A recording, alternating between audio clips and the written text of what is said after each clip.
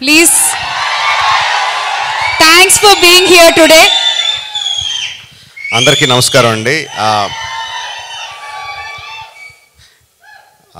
ఈ సినిమాతో డెబ్యూ చేస్తున్న కొరటాల శివ గారికి డెబ్యూ కదండి, డెబ్యూ ప్రెజెంటర్గా పరిచయం అవుతున్న కొరటాల శివ గారికి హృదయపూర్వక శుభాకాంక్షలు.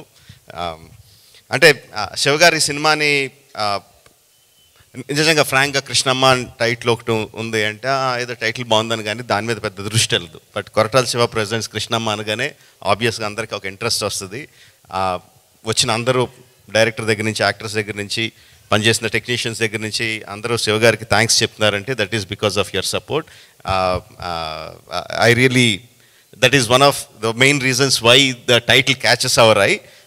శివ గారు, సో మీరు ప్రెజెంటర్గా చేసిన ఫస్ట్ సినిమాతోనే పెద్ద విజయం అందుకోవాలని మనస్ఫూర్తిగా కోరుకుంటున్నాను.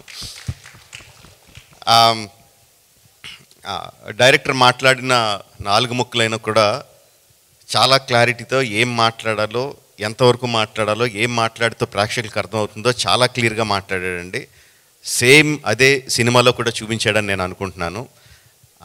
దట్ ఈజ్ ఆల్సో బికాస్ చూపించిన ట్రైలర్ కానీ టీజర్ కానీ చాలా ఉన్న తక్కువ షాట్లలోనే చాలా అట్రాక్టివ్గా డెఫినెట్గా ఈ సినిమాని థియేటర్లో చూడాలనిపించేలాగా క్రియేట్ చేశాడు. So I wish him all the best Krishna, very good. Satya అన్ఫజీ యాక్టర్ అంటానంటే చాలా చిన్న ఎక్స్ప్రెషన్ చేంజ్తో చాలా అమాయకుడిగా కనిపించగలడు. చాలా చిన్న ఎక్స్ప్రెషన్ చేంజ్తో చాలా ఇంటెన్స్ హీరోయిక్ యాటిట్యూడ్ ఉన్న యాక్టర్లా కనిపించగలడు. He has a full spectrum of acting, చాలా తక్కువ మందికి ఉంటుంది అలాంటిది. అందులో సత్య ఒకడు.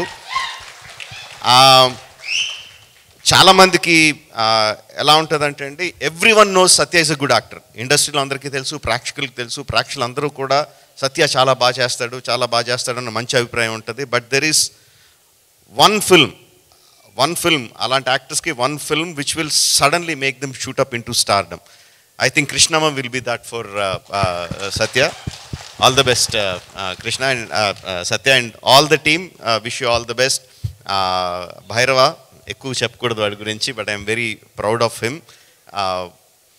వాడు ఫస్ట్ కథ వింటున్నప్పుడే చాలా సింపుల్గా మొత్తం కథ అంతా వినండి, అందులో మెయిన్ ఎమోషన్ ఏముంది, దానికి నేనేం మ్యూజిక్ చేయాలి అన్నది కథ విన్నప్పుడు దగ్గర నుంచి ఆడి మైండ్లోకి వెళ్తూ ఉంటుంది.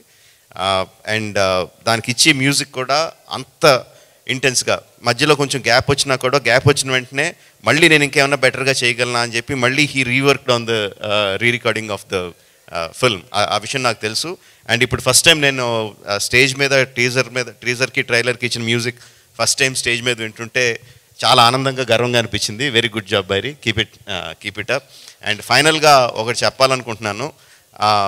ఎవరైనా సరే ఒక కెమెరా పట్టుకొని వెనకాలే నడుస్తూ ఇంకొకళ్ళు అనిల్ రావుపూడి మీద ముసుగేసి గుద్దేస్తే వాళ్ళకి 10,000 ఇస్తా.